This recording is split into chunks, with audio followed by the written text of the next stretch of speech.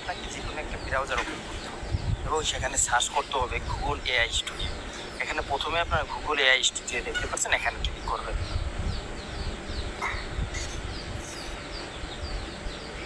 এবং এখানে যে 3 ডট লাইন্স দেখতে পাচ্ছেন উপরে, ওখানে ক্লিক করবেন। জেনারেট মিডিয়া এখানে ভিউতে ক্লিক করবেন। যেই পিকচার দিয়ে ভিডিও তৈরি করতে চান সেই পিকচারটা এখানে আপলোড করতে হবে। অবশ্যই কীভাবে পিকচার তৈরি করবেন আমার এই বিষয়ে একটি ভিডিও আছে, অবশ্যই দেখে আসবেন। এবং এখানে আপনি লিখতে হবে আপনি কী ধরনের ভিডিও চান, মানে কোন ধরনের ভিডিও বানাইতে চান, অবশ্যই সেভাবে আপনি লিখবেন। আমি লিখে রাখছিলাম, সেটা এখানে কপি পেস্ট করে দিলাম। হ্যাঁ, অবশ্যই এখানে কিন্তু আপনাকে ফ্রেম সেট করতে হবে, আপনি কোন ফ্রেমে ভিডিওটা তৈরি করতে চান। এবং আমি এই টিক মার্কে ডান করে দিলাম। এখন ভিডিওটা জেনারেট হচ্ছে।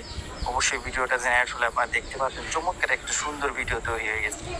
ভিডিওটা অবশ্যই প্লে করেই দেখুন, অসাধারণ একটা ভিডিও তৈরি হয়ে গেল একটা ফটো থেকে। এখন এখানে দেখেন ডাউনলোডে একটা চিহ্ন আছে, আমি এখানে ক্লিক করে ডাউনলোড দেবো। ডাউনলোড দিয়ে ভিডিওটা আপলোড করবো। চমৎকার একটা ভিডিও।